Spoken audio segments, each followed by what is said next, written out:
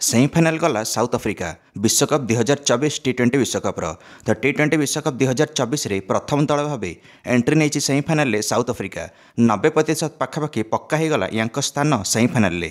तो south Africa दल England को हरिकी ग्रुप 2 रे शीर्ष में पहुंची जाइए सुपर 8 पॉइंट्स टेबुल। जितु जितु हारिला इंग्लैंड यह मैच। विश्वकप्र मैच नंबर 45 रे साउथ अफ्रिका प्रथम बैटिंग करिला। साउथ अफ्रिका ओपनर क्विंटन डिकक आसिले और तोफान बैटिंग करिले।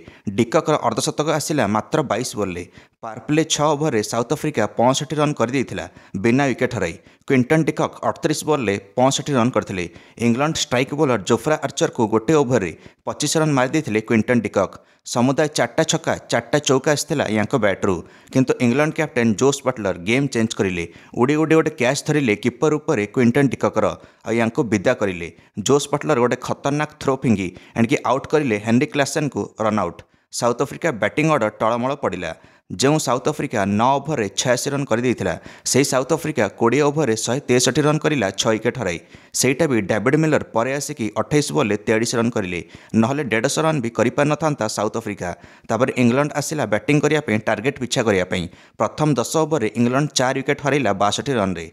कैप्टेन जोस बटलर 17 रन करके आउट हेले। Jonny Bairstow 16 run, Moeen Ali 9 run करके आउट हेले।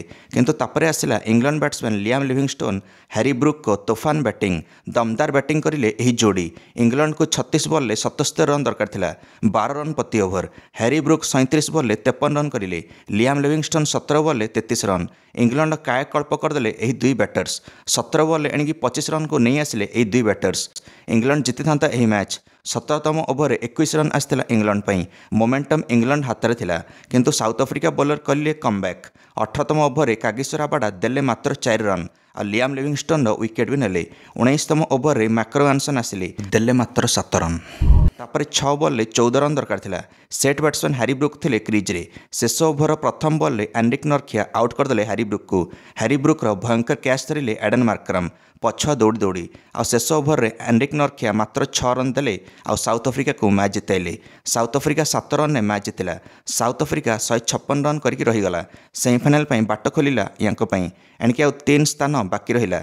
देखा जाऊ सेमिफाइनाल रेस रे आउ 3 दल किए किए रहउचंती। आपण माने मध्य निज मंतव्य कमेंट दे वीडियो को लाइक और चैनल को सब्सक्राइब करदे आगामी टी20 विश्वकप अपडेट्स। धन्यवाद।